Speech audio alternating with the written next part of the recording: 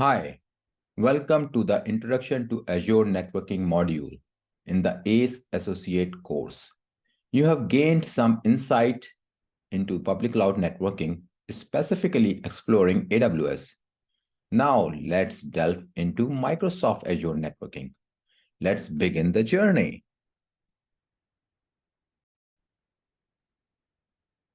Before we explore the concepts of Azure networking, it's essential to familiarize ourselves with Azure geography, regions, and availability zones. What is Azure geography? It represents a broad geographical area. It is designed to provide data residency and compliance boundaries. For example, GDPR, General Data Protection Regulation in European Union.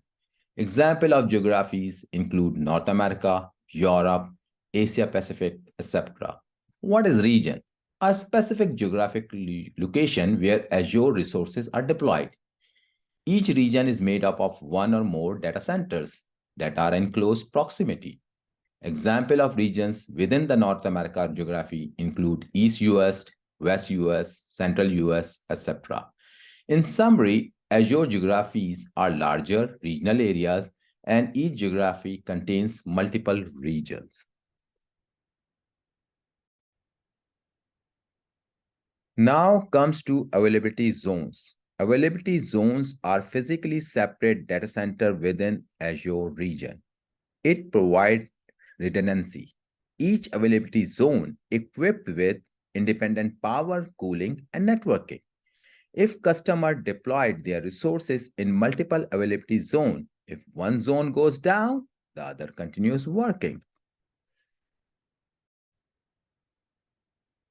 This is the hierarchy of resources in Azure. There is always an Azure Active Directory tenant that gets initiated for you. Think about this as the organization root. From here, you can create multiple accounts that are called subscription. For example, dev, prod, test, etc. Then in Azure, there is an important concept that is called resource group. A resource group is a logical container for encompassing resources that interact together. This structure allows to define who can access the resources and their level of privileges.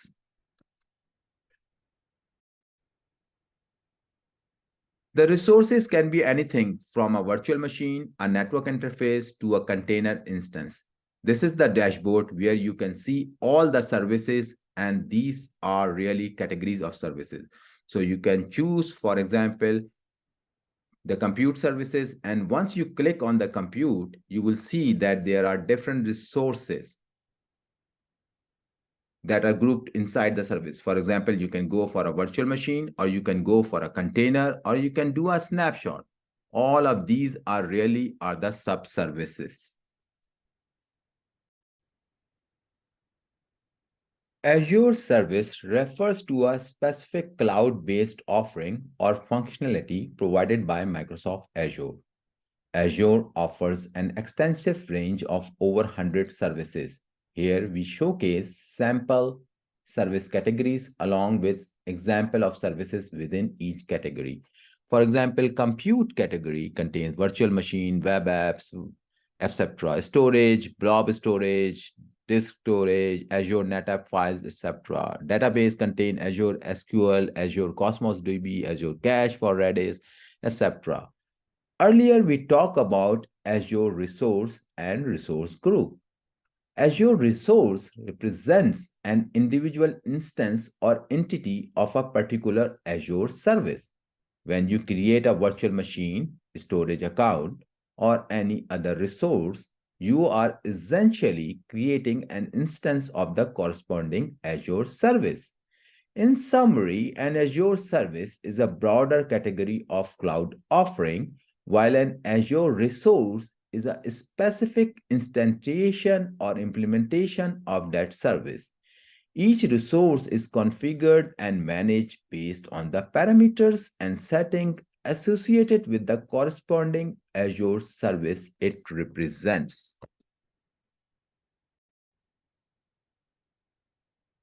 Azure Core Networking Services. The first of one is VNet, Virtual Network. It is similar concept as AWS VPC. So VNet is a networking service provided by Microsoft Azure that enables you to create isolated and securely connected networks in the Azure cloud. It serves as the foundation for building your private, isolated Azure resources. It's important to note only resources of same subscription as VNet can be deployed in a VNet. Key features of Azure VNet, like isolation. VNets provide network isolation to ensure that resources within the VNet can communicate with each other securely while being isolated from other VNets. VNets have multiple subnets, allowing you to organize and segment your resources based on their functionalities or roles. VNet support various connectivity options such as site-to-site VPN, point-to-site VPN, and Azure Express Route, enabling secure connection between on-premise network and Azure. We'll go for these details later on. Network security group, another important concept within the VNet. We'll go the details of network security group later on. The network security group, NSGs, allow you to control inbound and outbound traffic to resources within the VNet based on the rules that you define.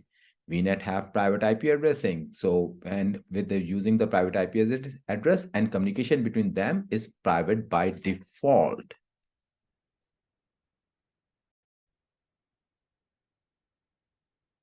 So next one, subnets. The subnets are portions of the supernet that you define into the VNet. So in VNet, you define the CIDR. So you subdivide the CIDR in using the subnet. So routing between subnets are implicitly configured within the VNet. So you don't need to configure anything. Like if you have multiple subnets within a VNet, each can communicate with each other and there's implicit routing between them. In a VNet, CIDR or VNet minimum size in Azure can be /29. So with /29, you have 8 IP addresses, but 5 of IP addresses are reserved for Azure internal use. So any subnet you carve, like 5 IP addresses are reserved. So first address as a network address, last address as a broadcast address, and then the first 3 address is used by Azure. So with /29, you have essentially only 3 IP addresses to use. VNet CIDR can be as big as /8. And same thing, subnet. Subnet can be like you can have one VNet, one CIDR, and only one subnet with the whole CIDR and can be as /8. Or you can subdivide into multiple subnets. There's a difference with the AWS concept. So in Azure, subnets can span multiple availability zones. So subnets cannot be confined within one availability zone, as in AWS. In Azure, subnet can be span across multiple availability zones.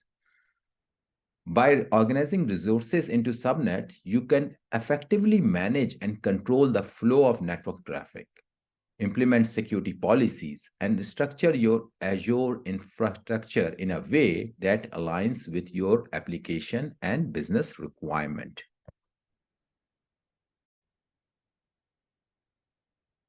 So next one is network interface. In Azure, a network interface is similar concept as in AWS ENI, Elastic Network Interface. A NIC is a networking component that connects a virtual machine to a virtual network or the internet. It acts as the network adapter for a VM, providing the necessary connectivity for communication with other resources and networks. NIC enable communication between a virtual machine and other resources within the same VNet, across VNet, or over to the internet, or even on-premise network. A NIC can have both a private IP address for communication within the VNet and a public IP address for internet communications. NIC can have network security groups can be associated with a NIC to control inbound and outbound traffic to the associated VM. So we'll discuss about the security group later on. NICs can be associated with Azure load balancers for distributing network traffic across multiple VMs for high availability and scalability. A VM in Azure can have multiple NICs.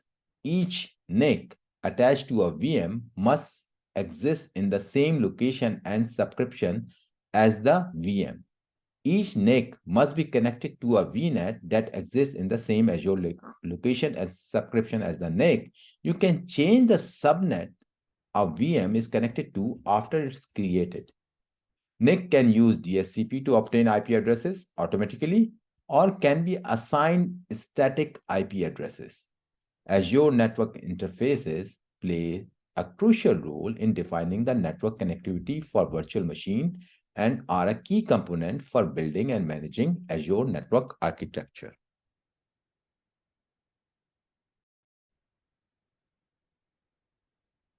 So next is Azure DNS. So Azure DNS is a fully managed domain name system service provided by Microsoft Azure.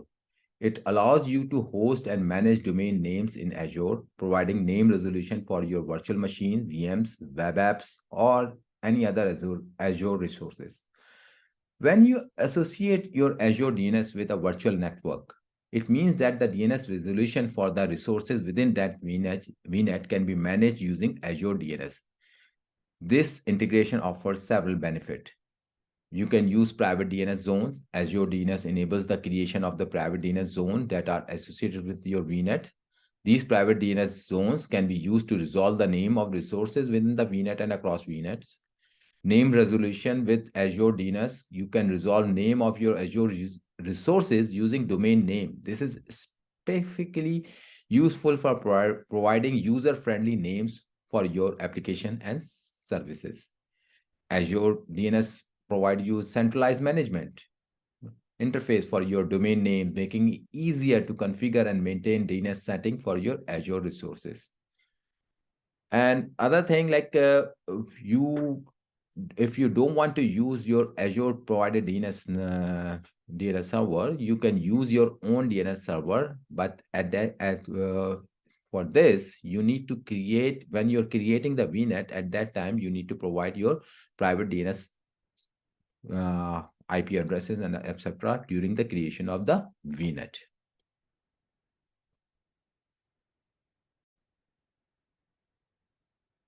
So next one is public IP address. So in Azure, a public IP address is an IP address that is accessible over the internet. It is used to enable communication between Azure resources and the internet, allowing services hosted in the Azure to be reachable from the public network. So public IP address allow resources like virtual machines, load balancers, and application gateways to be accessible from the internet. Public IP in Azure can be dynamically assigned, changing each time the resources is started or or statically assigned, right? Remaining constant. So if you create a VM, you assign a public IP address, and later on you stop the VM, you don't delete the VM or shut down, just you stop this VM and later on start the VM again, right? At that time, if you assign a dynamic IP, public IP address, that IP address will be changed. But if you assign a static IP address, that remain constant. Azure support both IPv4 and IPv6 public IP addresses. Public IP address are associated with specific Azure resources, such as a VM or load balancer. This association determines the public endpoint for that resource. Azure provide a DNS name for dynamically assigned public IPs, make it easier to access resources using a friendly name. Public IPs enable both incoming and outgoing traffic, allowing bidirectional communication. Public IP play a crucial role in scenarios where you need to expose your Azure services to the internet or establish communication with external network. So that is for ingress communication, right? If you are hosting any services within Azure environment, then you need a public IP address. But if you need only the egress communication, just started from your VNet and you're accessing something over the internet as an egress one, then you don't need a public IP address. That's the difference with AWS. In Azure, you can by default get the outbound public IP from the Azure pool, and you can access any internet resources. So you don't need to assign or anything for this one. Okay. Okay, so one thing I specifically avoid to talk is the networking limits, right? Like how many virtual networks you can configure, how many subnet, how many IP addresses within the virtual network, and all these type of details, because these things are keep changing. And best for this is that like use the Azure website and check the what's the limitation at that time, right? And these numbers can change over time. Like whatever the limits are today, these same limits cannot be in tomorrow. Maybe Azure will change that limits, right? So if you click on this Azure networking limits, and there's a Azure website, and where you can find these all numbers, like how many virtual networks you can spend, maximum 1,000, right? And how many private IP addresses. For example, one of these things, okay, within the virtual network VNet, you can have /8 CIDR, right? With /8 CIDR, but how many private IP addresses per virtual network you can have? You can have maximum 65,536. So even though if you have /8 CIDR, you cannot use all the private IP addresses, right? So based on that, these type of number limitations, all these things, you need to organize and plan your network deployment based on these limitations.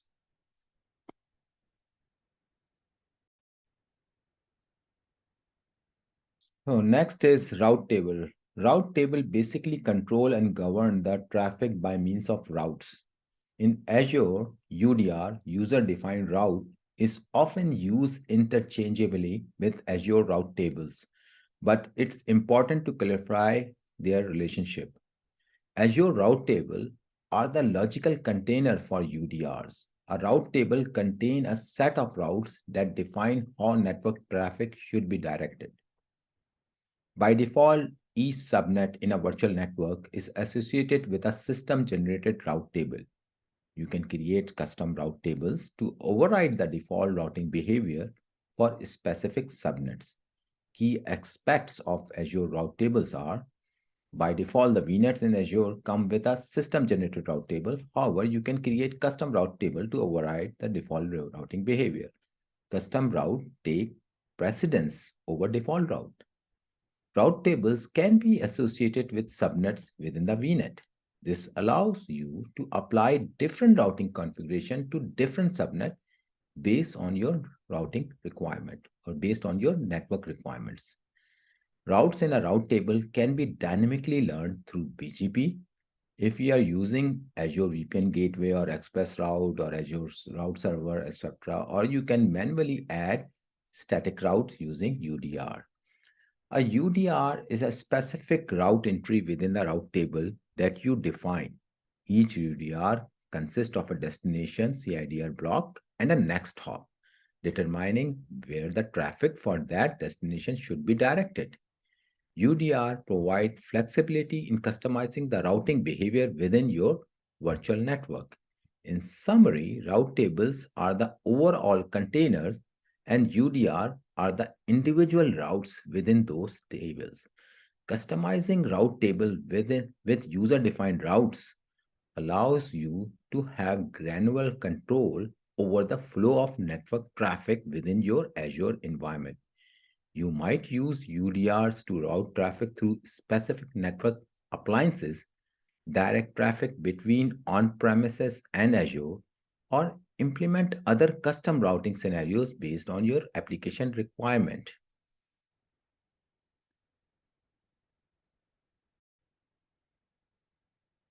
Okay, so now we'll go some of the Azure networking concept which we described earlier in some more detail.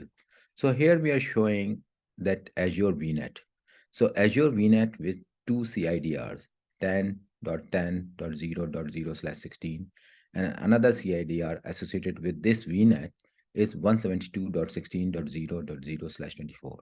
So within those CIDRs, you can create subnets. So we are showing here, we created two subnets. One is 10.10.1.0/24 and another one is 10.10.2.0/24. So these are two subnets, and within those subnet, you can deploy your resources. So within the subnet, we are taking the first subnet example, 10.10.1.0/24. We mentioned that 5 IP addresses we cannot use, right? So those 5 IP addresses are this. So first address, which is the network address, 10.10.1.0. The last address, 10.10.1.254, which is the broadcast address we cannot use. And then the three addresses 10, 10, 1.1, which is always used as a default gateway within the VNet. So within the VNet, you have a default gateway within each subnet. So each subnet, you have the default gateway is the first IP address of that subnet after the network address. And the next two address are for the DNS use. So this is the way the Azure VNet and subnet are using.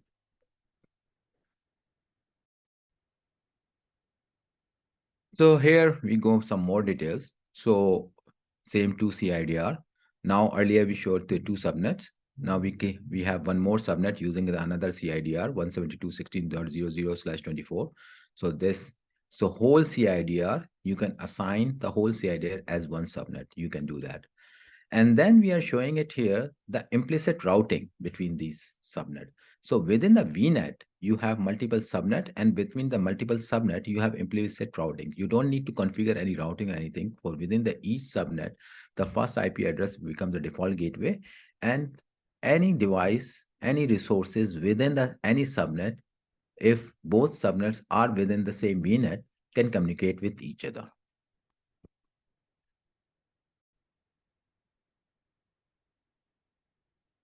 Okay, so next concept is network security groups. So NSGs is a similar concept like in AWS security group, but some differences are there. With in Azure network security groups, you can have allow and deny rules. Both you can have in NSG. And another difference is that you can apply the NSG at the subnet level. So either on the whole subnet. So all the devices or resources within the subnet, that NSG will apply to them. Or you can go at the micro level and apply on the NIC of the device where you're using it. So in both levels, you can apply the NSGs, network service groups. So here we are showing that network service group, or you can have option to don't deploy NSGs at all, which is not recommended, but that option is also there.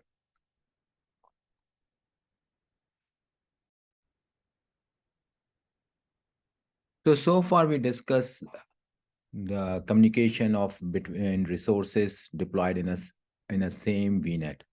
So what happen if we have requirement to communicate the resources between deployed in multiple VNets, right? So there's multiple ways to do that. The first method we are showing it here is Azure VNet peering.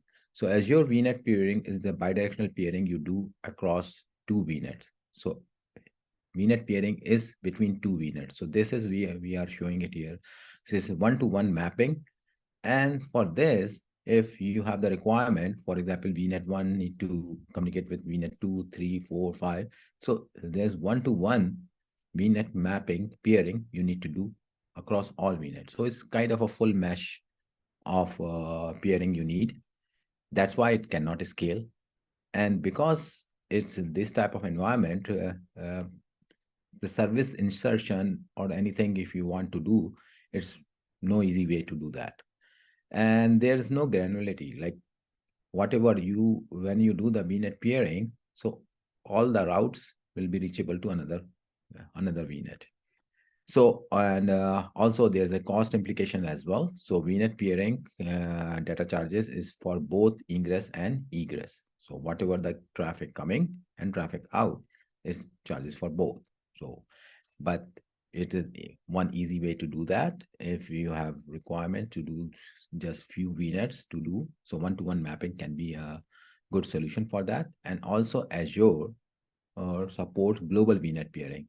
So what we mean by global VNet peering? So across different geographies, right? So you are in North America region geography, and then you want to do the Asia Pacific region, sorry, Asia Pacific geography, and you have some VNet there within some region, you can do the global VNet peering.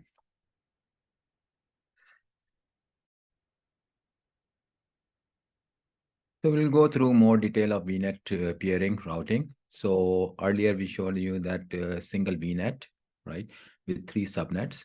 So same VNet is there. So implicit routing is there within the VNet. Now we have another VNet, uh, and that's VNet CIDR is 10.20.0.0/16, and it has multiple subnets within that.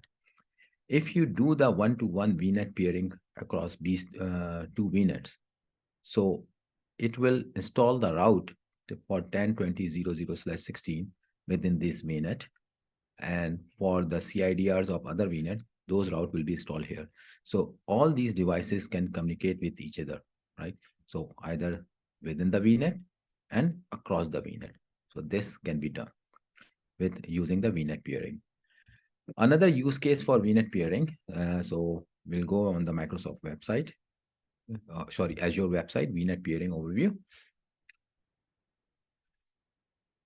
So this is the, so here we are showing you the hub and spoke scenario. Let me increase it.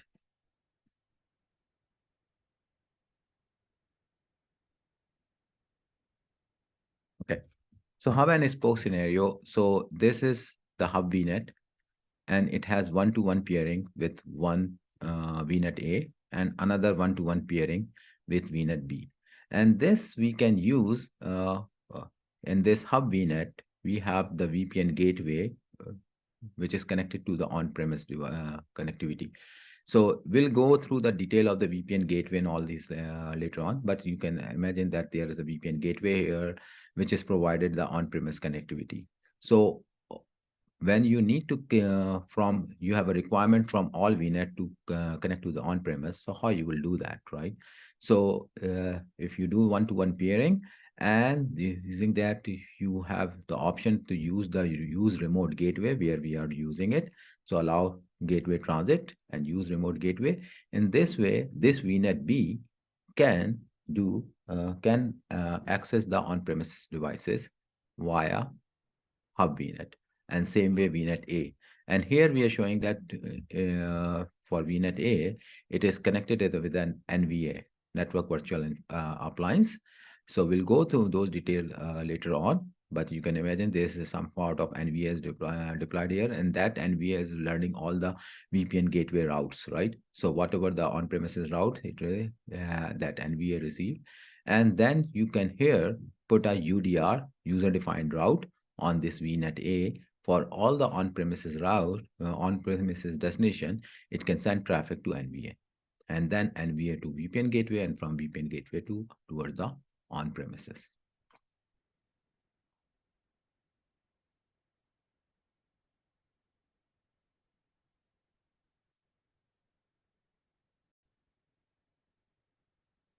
Okay, by default, Azure VNet peering itself is non-transitive.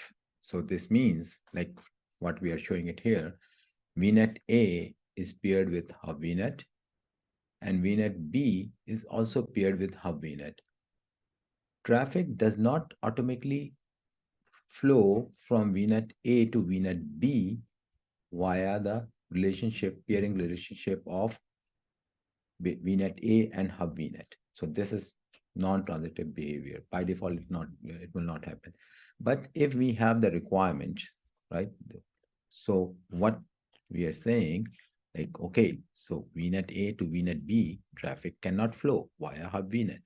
But we have a requirement like all VNets can need to communicate with each other, and that's why we did the one to, and we don't want to do the full mesh of peering like VNet A to VNet B to VNet C, VNet D, and all these things, right? Like if you do like full mesh of peering, yes, all VNet can communicate with each other, but we want to reduce that VNet peering relationship on all these things. So we can still deploy hub and spoke type of model like this, where the hub VNet and it has the pairing with all the VNet.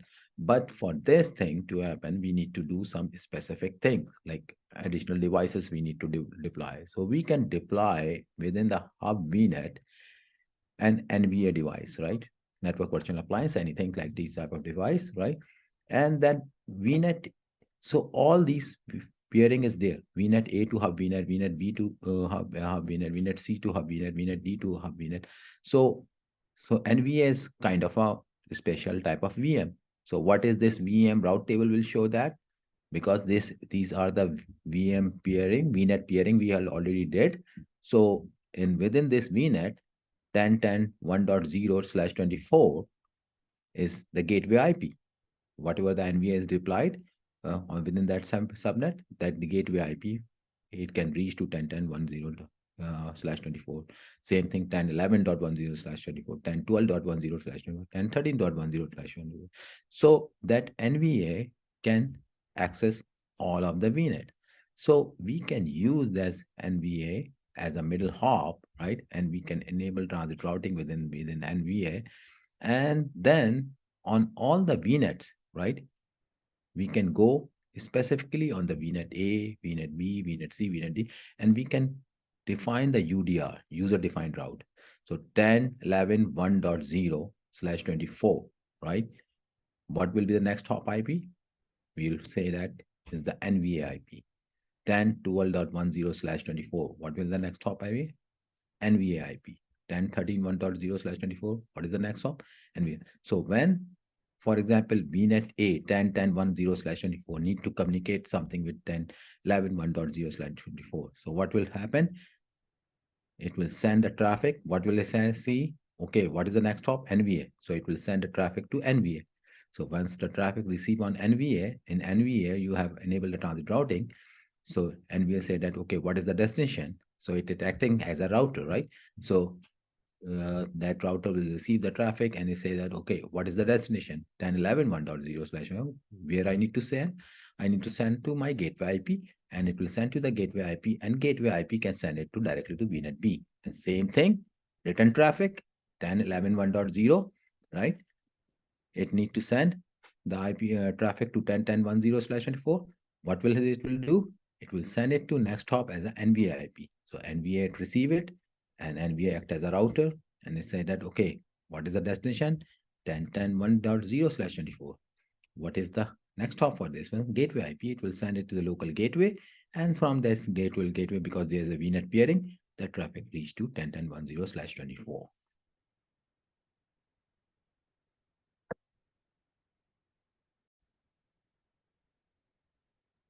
Okay, so far we go through various Azure networking components. So here in this slide, we are trying to show all of them in a summarized manner. So first we are showing that there's multiple region in Azure, region 1, region 2, region 3, and there's multiple, each region, multiple VNets are configured. Right? And then routing within the VNet, right? So we have the system routes, but in addition of the system route, you can have user defined routes and BGP learn route, right? So the preference, routing preference is like that. Like if you have the user defined route, it is preferred over all other routes. After the user defined route, it will be the BGP routes and then system routes. And then within the each region, you have availability zones. So important to consider, like not all regions have availability zones. So in Azure, maximum Azure availability zones are 3. So within a region, we can have 3 availability zones. It can change later on, but for now, it is up to 3. And you always check the Azure documentation and other things, right? But not all regions have more than one availability zone, right? Some regions have only one availability zone. So what if you have only one availability zone? So when you try to deploy your devices or resources in a region which has only one availability zone, there's a concept of availability set. So availability set is a logical grouping of virtual machines within a data center that help ensures high availability and resilience to failure. When you deploy VMs in an availability set, Azure ensures that these VMs are placed in separate physical racks, compute clusters, and network switches, minimizing the impact of potential hardware failures or maintenance events. So how that hardware failures? Hardware failure, they have a concept of the fault domain where they keep it separate. physical rack, compute cluster, right? Network switches, everything. And then maintenance events. When Azure need to do any maintenance or anything, then they have the concept of update domain. So they place your resources in different update domain. So when they are doing the maintenance, they are doing the maintenance on one update domain. And if your resources are multiple update domain, then other resources will not be impacted. So these are more concepts you can later on learn about that. Oh, okay. So these are the, and then you have network security groups. So within the VNet, you can have network security group either at the subnet level or the network interface card level, right? And NIC level. And then if you need to connect to outsiders, so far we are talking about within the Azure region, right? Like Azure one region to another region, VNet to VNet. But if we need to communicate with outside resources, like on-prem resources and other, right? There's an option of deploying the VPN gateway. So VPN gateway can do site-to-site VPN, right? So your branch office, and this is the IPsec VPN you are doing it, site-to-site VPN, or point-to-site VPN, like users are using it, their laptop and or mobile user or whatnot. So using the point-to-site VPN or site-to-site VPN, or there's the option of private connectivity, total private connectivity, like in AWS Direct Connect or Oracle Fast Connect, like these type of concept, right? So there's a concept in Azure, it's Express Route, where you do the private connectivity using the Express Route gateway. So when you're doing the Express Route Gateway or VPN, then there's the option to run the BGP. With BGP, you can learn all the routes of your on-prem, and whatever your routes within the Azure environment, you can advertise towards the on-prem using the BGP. So by default, there's no communication path between virtual network gateway, VPN gateway, right? And Express Route Gateway. So whatever routes you learn via the VPN gateway or etc. They don't advertise with each other. So there later on we'll go through the detail of Azure Route Server. So once you deploy the Azure Route Server, it will advertise the route between these two devices. So those details we'll cover later on. Then there's the concept of public and private IP addresses. By default, all the VNets have private IP addresses based on the CIDR and subnet you configured. But if you have the ingress communication requirement, you are hosting some services which need to be accessed from the internet, then you need to assign the public IP address of the resources, right? It either can be VM, load balancer, or application gateway, whatever, right? There's a concept of VNet peering. We already went through the VNet peering, one-to-one VNet peering. And then there's a network virtual appliance, right? If you need to do service insertion, and also we have done that hub and spoke model of the VNet peering. If you don't want to do the full mesh of peering, right? You can use NVA as a router and do the VNet peering with that, and use deploy with the hub and spoke. Other use case of the service insertion, right? You need to do the firewall insertion or anything using the NVA.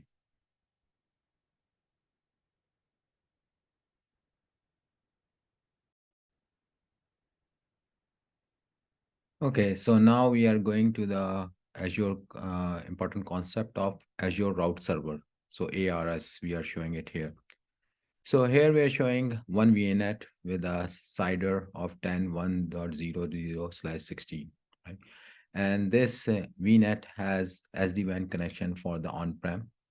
So with on-prem, we are learning the route 10.250.0.0/16, and also the internet. For internet, we have one NVA or firewall is deployed, and from internet, we are learning the route 0.0.0/0, right? Like this.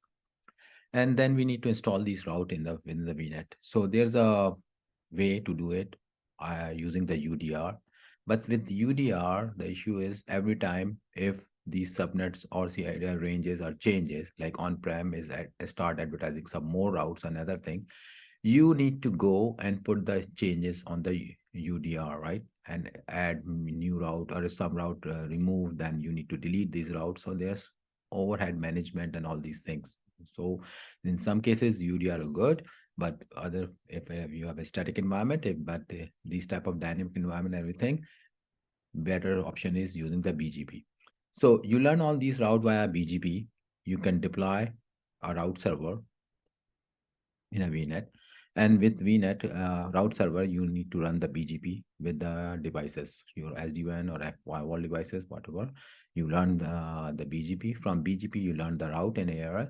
And route server automatically he will go and install those routes on the VNet. So if you see the VNet routing table, it will be like this: 10.250.0.0.16 in will be next hop will be the SD-WAN, because route server learned those routes from SD-WAN, and 10.1.0.0.16 is the local route, right? So it's a virtual network VNet route, and default route quad 0 route is next hop is firewall, right? And also, if you want to use on-prem devices to use the internet via this firewall, it can be done, right? Like whatever the route it learned from the SD-WAN, it advertised to the firewall, and firewall route to the SD-WAN, and SD-WAN can advertise those routes to the on-prem. So on-prem can access the internet via the Azure internet, right? Using this central firewall here. If you want to do that, this is also the possibility. Now there are some other route server use cases I want to go through. So first one is Azure route server multi-region. So what I meant, I'm showing it. This is from using the Azure website. So this is you here we are showing two regions, right?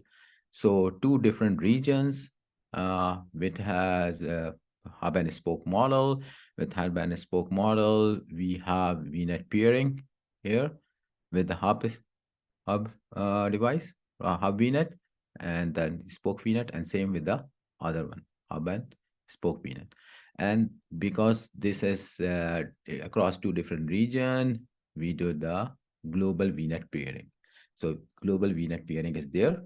So whatever the local, this region routes, right? So route server learn, and that route server advertise this to NVA, this local Hub 1 NVA. And Hub 1 NVA can advertise those routes to Hub 2 NVA. And Hub 2, from Hub 2 NVA, those route learned by the route server, and route server program those route to all the spoke VNets. So in this way, and vice versa like this, right? So in this way, you have the connectivity across the VNet in one region to another region, right? And for this, to avoid that route looping and everything, the recommended way, even you have the global VNet peering, but between the NVA, you have some overlay network, right? Using IPsec or VXLAN, and run the BGP over top of that. So this is one way to do the multi-region deployment. And the same thing, same type of deployment, you can extend, right? Uh, towards the on-prem. So in region one, Hub 1 VNet, you have on-prem connectivity via Express Route Gateway. So you learn the route via Express Route Gateway, you advertise to route server, and route server advertise to NVA, and NVA advertise to Hub 2 NVA, another region NVA, and from there the route server to all the VMs. So these VMs can connect to the on-prem resources, right, via this path. The better way to do that, instead of using, yeah, so express route gateway is there, but in top of that, you can have overlay network here directly. So express route will provide the underlay connectivity, and then you can have overlay network directly with the NVA, and with NVA, you can run the IPsec plus BGP. And so that this NVA when advertising, so all the routes for on-prem route, the next hop will be this NVA, right? Instead of Express Route Gateway. So that can be done using this way. So this is one of the way to do it, Azure Route Server multi-region, right? Another, I want to show the example of route injection in a spoke network. So for this,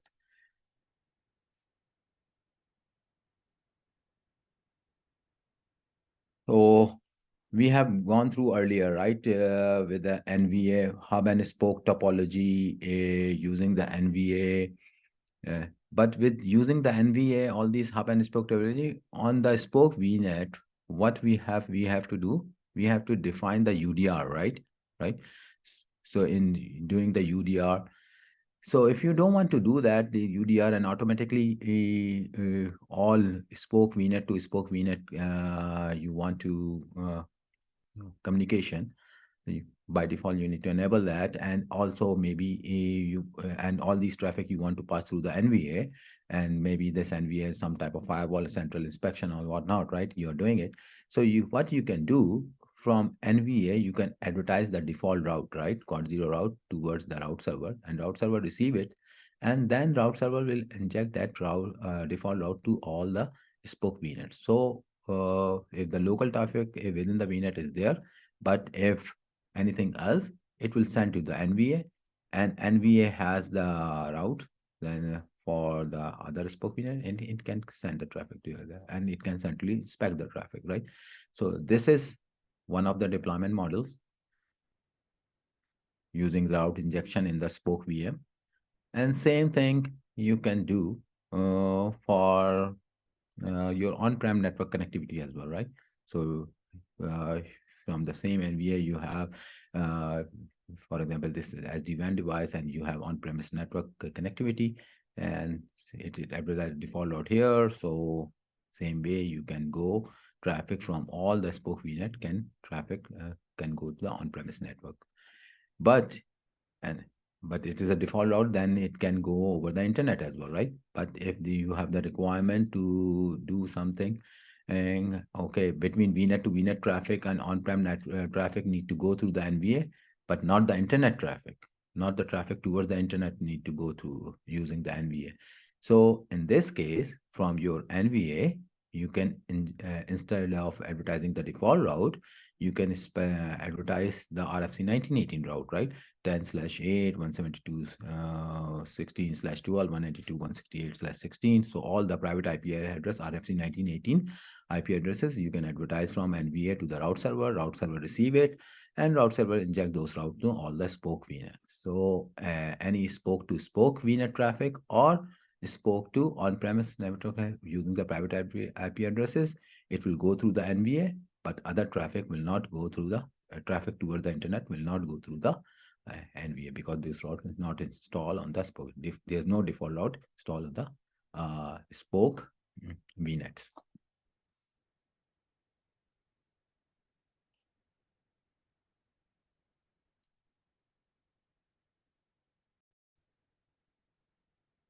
Okay, so next we want to review some of the concepts again. So here we are showing it a single virtual network within one Azure region, right?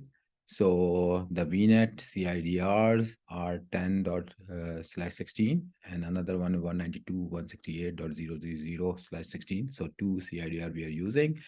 And then we are showing the subnet, right? So one subnet is 10.0.0.0/24, and another subnet. And within that subnet, we have VM11, VM12, and VM13 deployed, right? And then we have another subnet, 192.168.0.0/24. And within that subnet, we have VM21, VM22, and VM23 deployed, right? So these two subnets.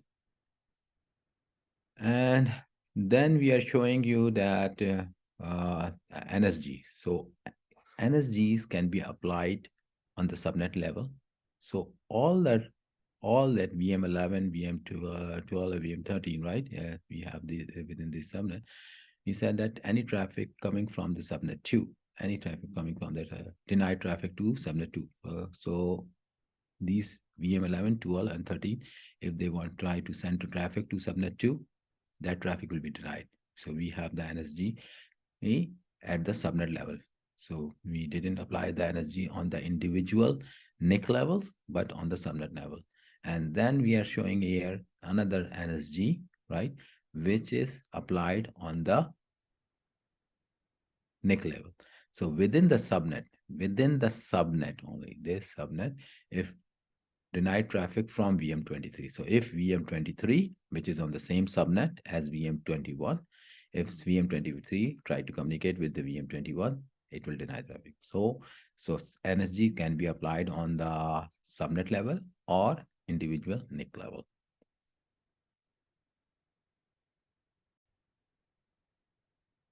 Okay, so last topic is Azure Virtual WAN.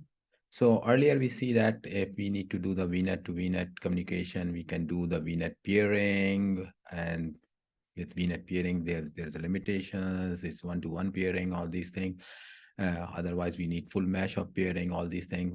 And then we have developed the solution using the hub and spoke type of model with the VNet peering, and we can deploy NVA. But with NVA, we have a limitation on the spoke VNet. We need to go and configure the UDRs. Then that can be easily managed using the route server. So route server is good with using the within the single region. You can do the route server with VNet peering and all these things and NVA. But if you have deployment across multiple regions, all these things and multiple connectivity, all these things, then it is again becomes complex because you need to deploy multiple route servers, and even route server you need to manage. You need to install and configure these route servers and do that.